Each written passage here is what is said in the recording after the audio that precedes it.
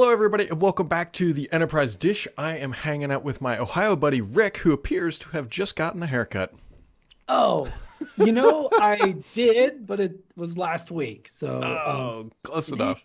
it's getting a little long. It's funny. It grows thick here, not so much up there, but it's very convenient. We could be doing this podcast at 4 a.m. right out of bed. You would not know with me. That is absolutely true. I can tell you, for people listening, it's not 4 a.m. It's actually, I don't know about where you are, Rick, but it is snowing here. I woke up to snow, and I was very disappointed at that. Yes, that was not cool. It started with, now it's back to rain here. I'm looking out at the window, but it's not pleasant. Yesterday was beautiful. Yeah.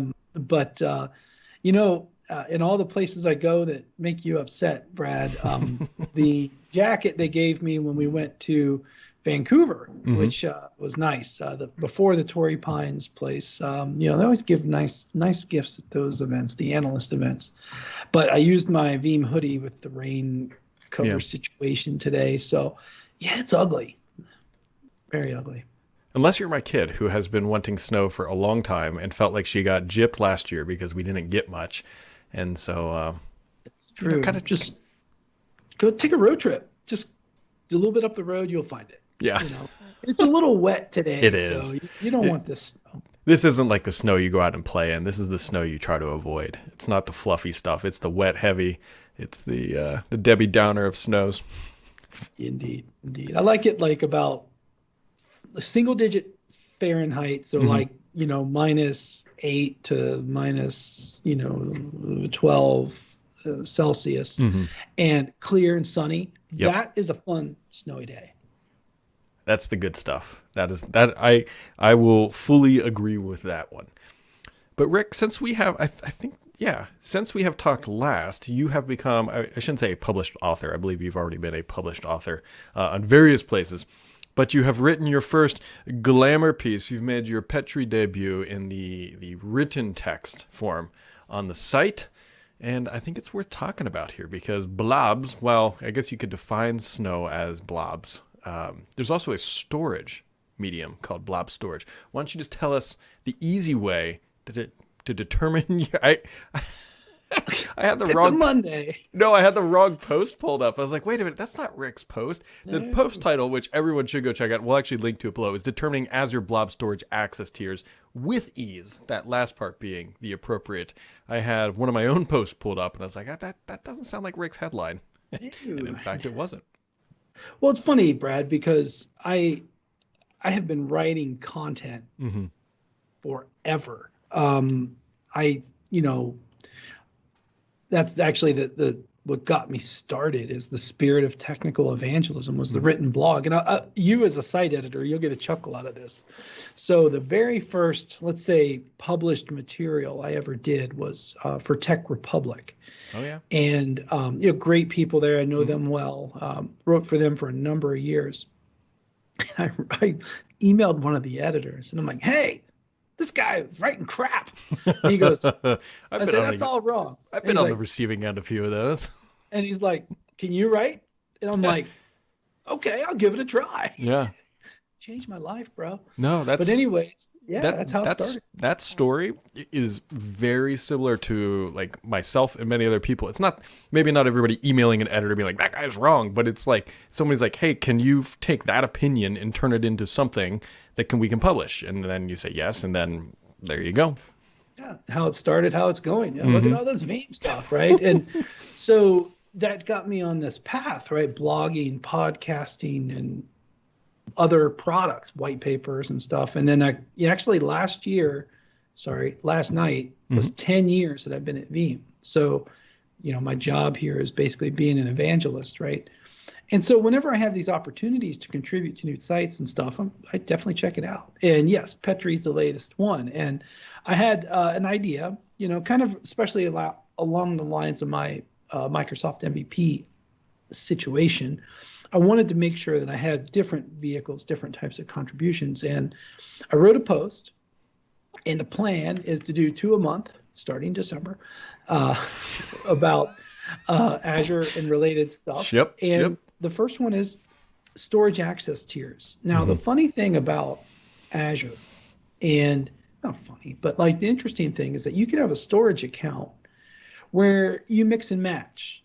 There's this notion of the parent level, hot or cool, but then within you can have archive, and archive is different, right? It has a minimum life of say 180 days, basically you're committed to keeping that storage for 180 days.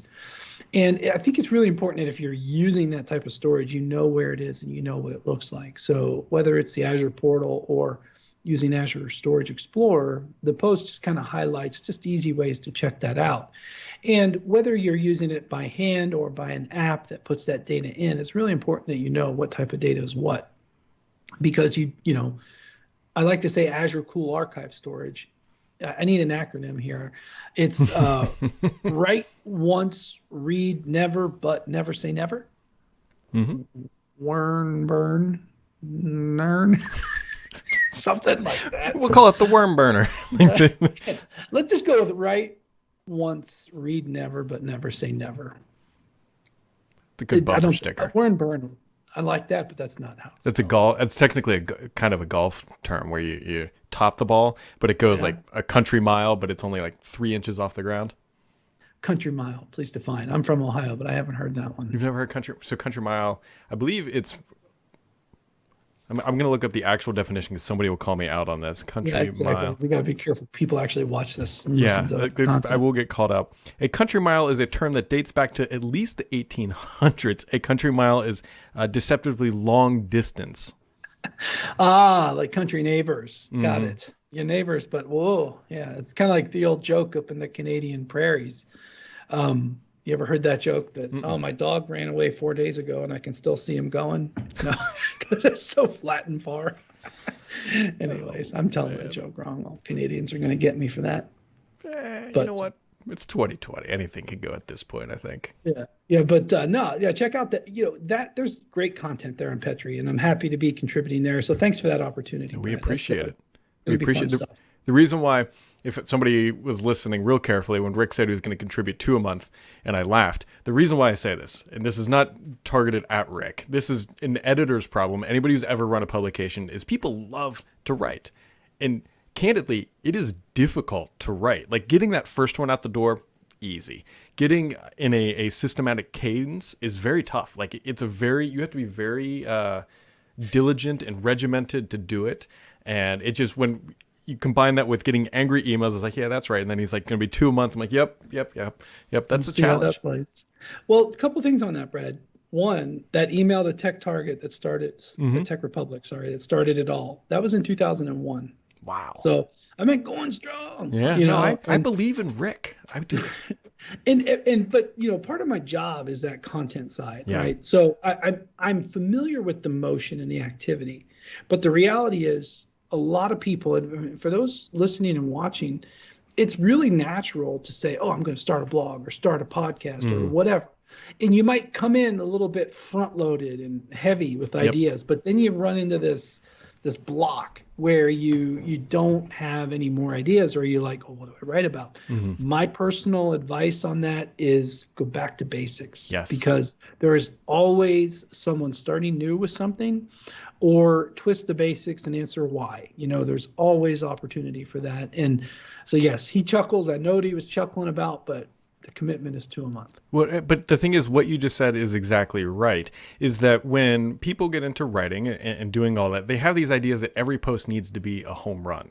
And you really don't. You build an audience by hitting singles every single week. Like that is a much better strategy than coming out with the most grandeur editorial that you can think of that's going to do a million page views. But if you can get 10,000 per week, you're much better off. Yeah, think long game. Yep. Think the journey, right? Don't start at one random super deep thing. Work up to that, right? Especially for technical content. And then the other side is take an opinion, even if it's differencing, and defend it. That will get people talking.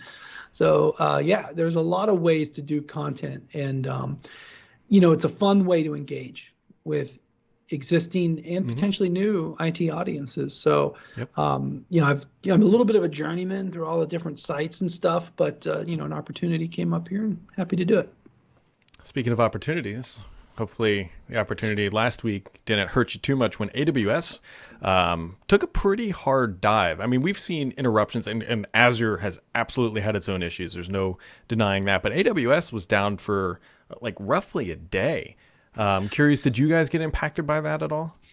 Myself, no, I did not, because I actually, from my own personal Amazon usage, which is limited, but I actually use AWS US East 2 when I use services directly.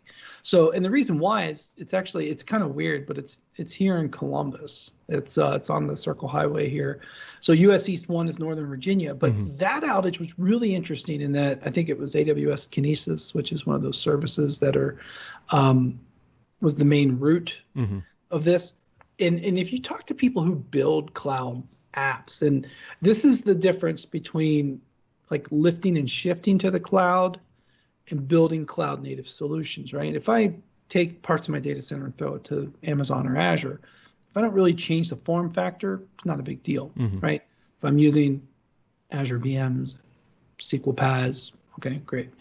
But if I'm building something like, and I've had these conversations with people. I was at, actually a year ago, right about now, I was at the Amazon event in Vegas last year. And I spoke to this guy. And it was actually a really interesting conversation. He's more of a developer. And let's see if I can say it without blowing his cover, but he worked on, I'll say it this way. He worked on systems that did in-flight Wi-Fi. Okay, that's pretty cool. I mean, there's a lot of hardware and radio telecom stuff, but when the planes are on the ground, they have to uplink and stuff like that. And he's like, he rambled off like 45 different Amazon services he uses. And I'm like, man, what if that ever breaks? Yeah. You know? And it's like, whoa. And that's the thing. It's like if Humpty Dumpty has a crack, you know, he's going to leak water. Yeah, no, that's a bad analogy, but you know what I'm trying to say. If my drinking vessel is built of a million things and there's a crack, it's going to leak, you know, so something like that. But it's like, it doesn't surprise me. So the takeaway is, you know, we've always had this mantra of multi-region, et cetera, right? So if you, and I don't know why people always just so heavily rely on US East 1, right? Because I use US East 2 for my stuff, and that was not impacted. Now, granted, I didn't use AWS Kinesis, and there was actually a really good write-up that Amazon did about how the problem came to be, but like Roku's and Roombas and stuff were impacted. Hulu, I heard Hulu wasn't working. Oh, man. The Roomba's the hilarious one. It's like, why can't you vacuum your house today? You're like, oh, Amazon's down. Like, well, yeah, and there's some interesting tweets. Like people were trying to use the Adobe Creative Cloud, and they couldn't. You know, but it's Adobe they're paying, right? Not whatever. So, takeaway: prepare for multi-cloud. Keep control of your data. Right, number one rule: both Amazon and Azure on their shared responsibility models. This is actually probably the only thing they're consistent with each other on is who has control of the data. It's the customer.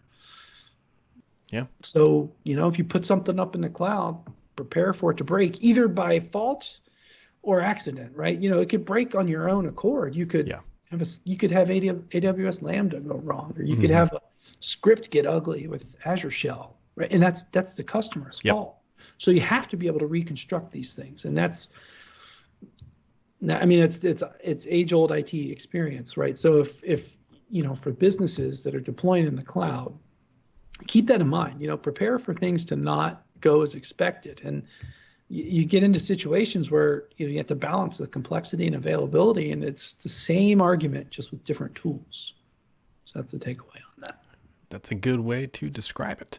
And we got actually a pretty good question in this week, and it comes from Andre, and he wrote in, he says, does Rick have any tips for triaging slow backup performance? We think it might be a network constraint, but backup started taking about 10% longer 2 weeks ago, and nothing has changed from a hardware perspective. If Rick has any insight where to start looking, we've started to poke around to figure out why the slowing down has occurred, but we have come up empty so far. A lot of things can indicate this. For one, I'm just going to assume. Well, let me rephrase that. I'm going to answer a few of these as if it's a Veeam backup. Right? It may or may not be. A couple of things popcorn into my mind. One, free space. whether it's on the source or the target. Now it's kind of interesting, but free space, especially if you're doing things like volume shadow copies, if your source data starts floating up a little bit higher, things get weird. They may get slow and they might not be able to perform as intended. Same thing for the target. If there's manipulation where backup files kind of have to float and grow, they may not be able to write and perform as expected. So I'd look at free space. So nothing changed from a hardware perspective in terms of running or slower or whatever, but free space is actually kind of a consideration that I would keep in mind. The other thing I would highlight is you might want to look at the change rate. Now, change rate is when you do a backup, what's changed since then. So that's usually like good examples. I did Windows update of everything. Maybe you pushed out the 2004 or 20 whatever, the long-term servicing channel massive update, that type of thing. It starts at 20, but that thing. If you did that, you could potentially have every system with massive amounts of change rate. Okay, yeah. That's one scenario. So there might actually be legitimate things. So whatever you're using for a backup, I would look into see what is actually transferred. The next thing that I would look into is if there's this notion, and this might gravitate a little bit more VME than others, is how are synthetic full backups done? That actually could apply to everything. And if the incrementals are done a certain way. Example, at Veeam, you can do a forward or reverse incremental backup, meaning a forward incremental backup is here's a full backup in 1, 2, 3, 4, 5, 6 days of changes. And then on the 7th day, instead of taking a full backup again, I'm going to roll all 6 of those increments like a log and synthetically produce a full backup, right? So I have all the data there.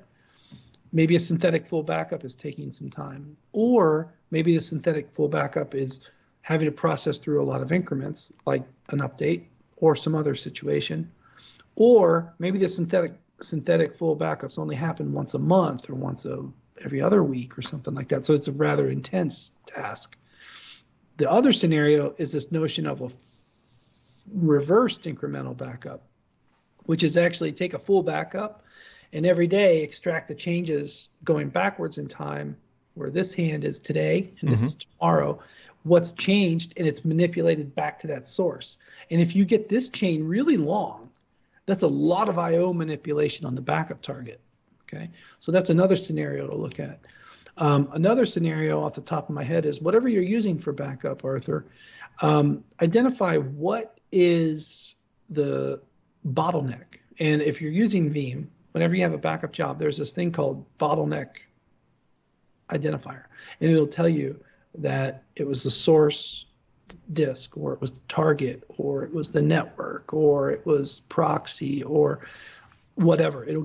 It'll point the finger on somebody or something of what is the slowest moving part of the chain, right? Because a backup infrastructure is indeed an infrastructure. So I would look at, if it says proxy was a limitation, you can add more proxies, right? And we have plenty of content at Veeam about that.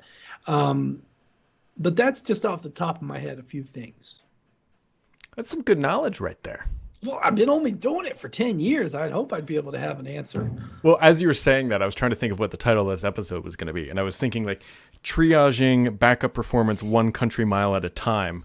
But that might be a little long, to encapsulate everything that we've talked about, from bad analogies to backup performance. Why don't you go to clouds, and backups? Clouds, and backups. Oh, but what else is going on your agenda, Rick? Obviously, travel not happening. We're approaching the last month of the year. Anything floating your fancy before we shut her down? My dish is just take good vacations, right? I think I've dished on that before, because that must mean it's really important. But the thought is that over the holiday here, we had the Thanksgiving holiday here in the U.S. Of course, everyone will remember this one, a little bit different. Yep. And I went camping, rented a camper, rented an RV, me and my son. It was great, And so, just take a moment to live life. That's what I've been up to. The rest of the year, I don't have any travel planned. I'm kind of convinced this month, I should say, December, will be a pretty important turning point. I think we have some good news coming that will, I hope so. help the worlds go back to the, normal, whatever that used to be. And I'm ready for travel again. I actually suspect there's a couple of trips I will take next year. We're talking like 3. Okay, that's not a lot. One of them's in state, So I see some things likely, and I'm looking forward to that. But I've taken this opportunity to really control things. In fact, little milestone, Brad. 27. I've lost 27 pounds in the last 2 months. Heck yeah, man. That's awesome. I'm wearing 3 shirts right now. That's Nobody awesome. can even tell. It's great. But yeah, so I'm like, find the good in these circumstances, right? Like I said, I was able to control the diet and lose some weight, and got a little plan, a little goal, right? Take more vacations, right? Or if you can, right? Just whatever you can do to make the better choices with things. That's what I've been up to, and it's been real. That's what we all hope. We hope that, looking back, we can just kind of erase 2020 and then we'd start fresh with 2021, and life will hopefully resume. And if you want to resume more of these podcasts, you can find links down below. Those are always good links to be clicking, and we'll catch all of you right back here next time.